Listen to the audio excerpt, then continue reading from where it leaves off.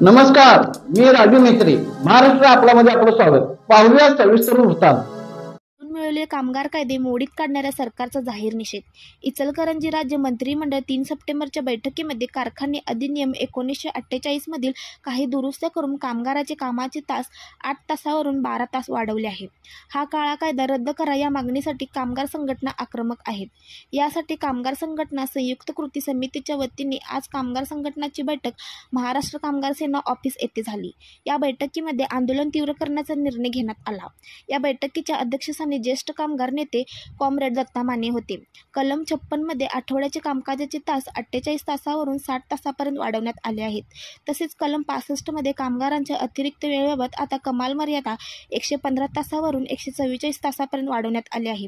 कामगारांना 12 तास 24 तास काम करायला लावून मालकांच्या फायद्याचे कायदा तर कामगारांना गुलामगिरीत घेऊन जाणारा हा कायदा ताबडतोब रद्द करा या मागणीसाठी सोमवार दिनांक 29 रोजी दुपारी 12 प्रांत कार्यालयासमोर निदर्शने करण्याचा निर्णय कामगार संघटना संयुक्त कृती समितीच्या बैठकीत घेण्यात आला.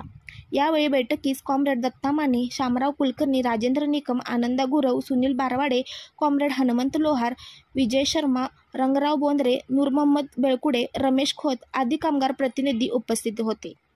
वर्षापूर्वी त्या चळवळीच्या मागोवा परदेश सरकारने 8 तासाची पाळी मिळावी म्हणून 1875 ला आंदोलन झालं आणि जागतिक कामगार 8 तासावर एकत्र आला.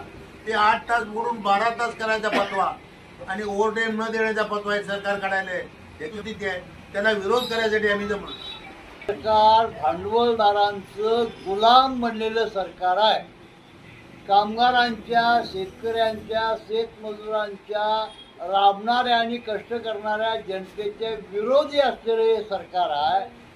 या सरकारला कामगारांच्या बद्दल काही देणं घेणं नाही आणि त्यातूनच त्यांनी घटनाविरोधी 8 तासाचा कायदा असताना कामगारांनी 12 तास काम करावं अशा पद्धतीचा फतवा काढला जातोय. ही दुर्दैवी बाब आहे. देशामध्ये व राज्यामध्ये 1947 साली किमान कायद्याची घोषणा केली, पण या सरकारने अवस्था नाही, त्याची अंमलबजावणी केली नाही.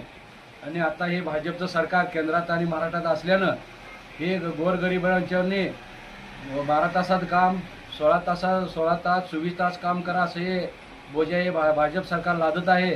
तर या सरकारला आम्हाला एकच सांगू वाटतंय की या जो 1947 साली जो यंत्रमाग कामगार किमान जे कायदा ती घोषणा केली त्याची अंमलबजावणी या सरकारनं ताबडतोब करावा.